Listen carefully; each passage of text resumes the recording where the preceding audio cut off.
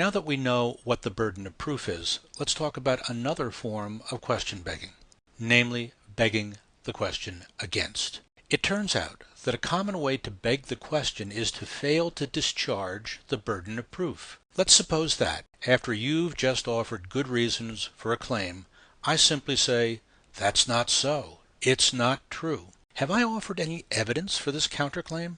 No, even though the burden of proof is on me. When I fail to discharge the burden of proof and offer no reasons for my counterclaim, I beg the question against you.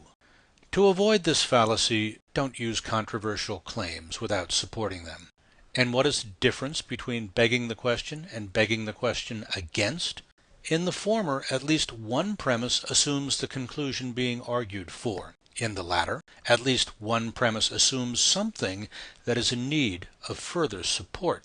This cartoon exemplifies the fallacy of begging the question against, because the statement, "Then a miracle occurs," clearly demands more support. Here's another example of begging the question against. Premise 1, in abortion, the fetus is intentionally killed.